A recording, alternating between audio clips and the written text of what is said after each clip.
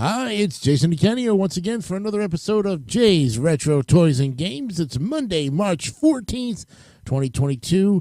Episode 6 is upon us, and I remember I told you on the last program that we were going to be talking about a famous toy that was very popular in the early 80s and has been with us for the past 40 years. In fact, these toys are so cute, and they start out as babies and then they grow up, and every kid wanted one so badly. Whether you were a boy or a girl, this was a unisex toy because they made these toys for boys and for girls. Yes, we're talking about the Cabbage Patch Kids right now on Jay's Retro Toys and Games.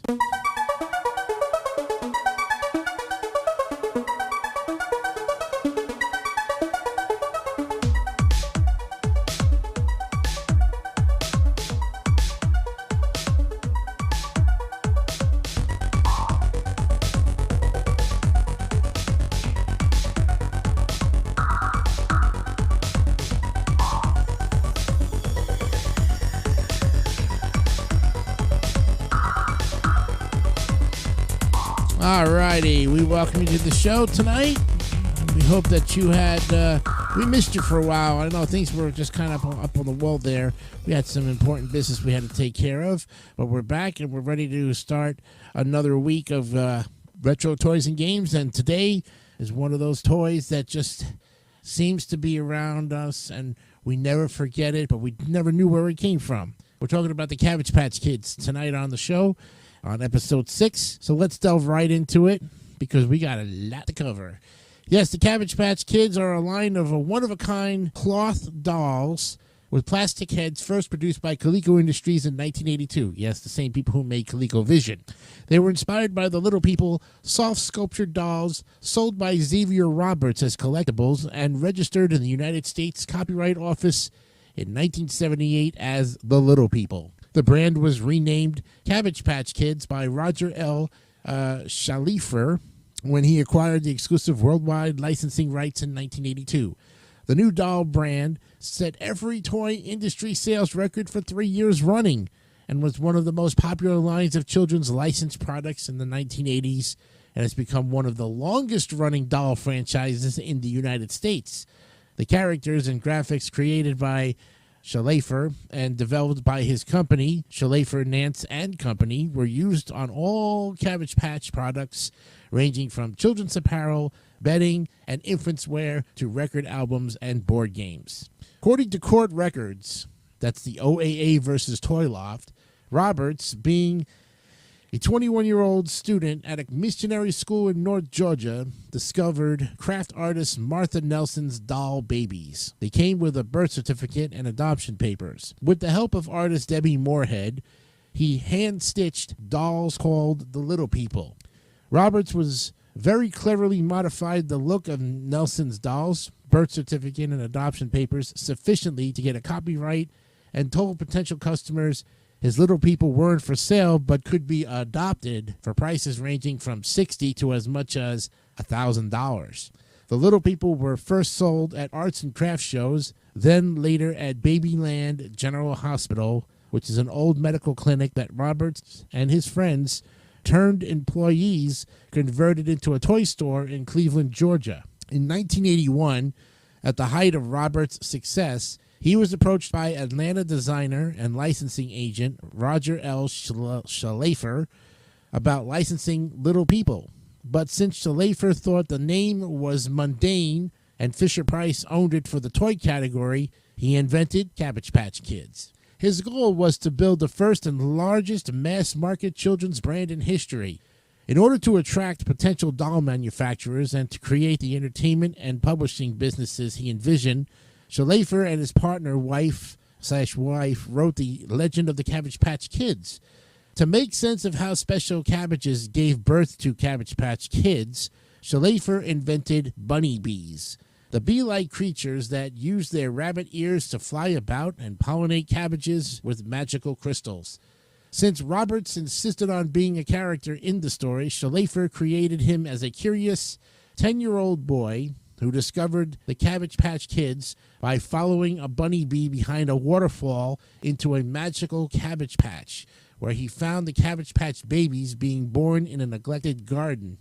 To save them from being abducted to work in the gold mines operated by the villainous Lavender McDade and her two cohorts in crime, Cabbage Jack and Bo Weasel, young Roberts tried to save them by finding loving parents who would adopt them and keep them safe in their homes. Well, in 1982, Coleco's design team, headed by famed doll designer Judy Albert, devised an industry-first, one-of-a-kind plastic-headed Cabbage Patch dolls with cuter features, softer bodies, and a normal toddler's proportions instead of the morbidly obese bodies on Roberts' originals. It was those comparatively inexpensive $18 to $28 dolls, branded in packaging designed by Schlaifer and produced in Coleco's factories in China, that the public went crazy over. They rioted to get their hands on one in stores across North America.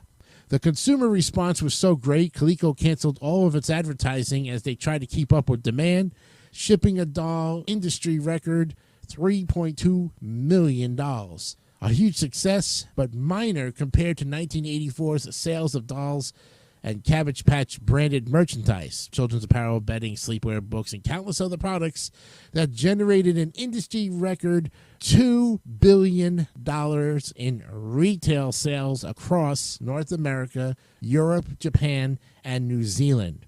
Coleco's sales continued to climb right through 1986 when they reportedly overshipped and lost ground in a bigger legal battle with Schlaifer and Roberts over his introduction of Furskin Bears, a collection of hillbilly bears that competed with the Cabbage Patch dolls. Coleco's sales plummeted from over $800 million in 1986 to nothing in 1988 when, after a number of questionable acquisitions and after paying Roberts a reported fortune for an extension to their CPK contract, the company subsequently went out of business.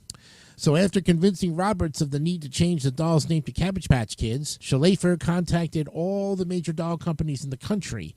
But with one small exception, they all turned him down, saying the look of Little People was too ugly to sell on the mass market. However, because of Schlaifer's persistence, he found Coleco, then famous for its success with electronic toys, and sold them on being his master toy licensee, for which he negotiated a record-setting advertising guarantee.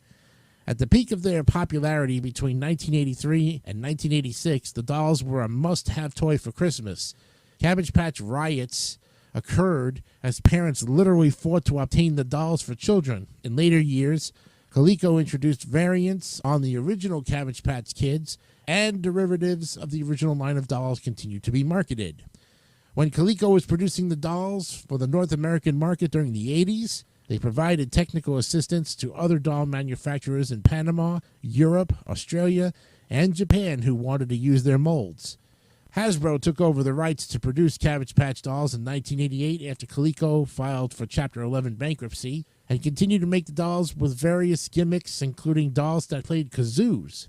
Some of the more popular doll lines to come out under the Cabbage Patch Kids name included the Birthday Kids, Splash and Tan Kids, and Pretty Crimp and Curl. Hasbro produced a 10th anniversary doll reintroducing Schlaifer's original packaging, a practice that other CPK doll manufacturers would do to give sales a boost on various anniversaries. Hasbro gradually began making the dolls for younger children, which led to smaller and smaller dolls. Although Cabbage Patch dolls were still best-selling toys, the range was clearly over, or the rage was, and with no TV or movie presence, there was seemingly no way to significantly revive them. Then in 1994, Mattel acquired the licensing rights to the dolls from Original Appalachian Artworks. Their first Cabbage Patch dolls hit the stores in 1995. The Mattel Cabbage Patch dolls were not limited to cloth bodies and included dolls made from vinyl, resulting in a more durable play doll. The Mattel dolls are mostly sized 14 inches or smaller, and most variants were individualized with a gimmick to enhance their collectability. For example, some dolls played on water toys, swam, ate food, or brushed their teeth. Some memorable Mattel lines include the updated Kids line of basic cloth dolls that came with birth certificates. the Olympa Kids that were made to coincide with the 1996 Olympics, and the Cabbage Patch Fairies. Now, additionally, to celebrate the doll's 15th anniversary, Mattel created a line of exclusively female dolls with reproduction face molds, dressed in a reproduction dresses reminiscent of the original line and packaged in retro-style box. These were 16 inches tall, the same measurement of the first Coleco Cabbage Patch Kids. Then in 2001, with Mattel's sales stalling, a former Coleco marketing whiz, Al Kahn, acquired Original Appalachian's licensing rights and sold retailer Toys R Us on producing 20-inch kids dolls and 18-inch baby dolls, both with cloth bodies and vinyl heads.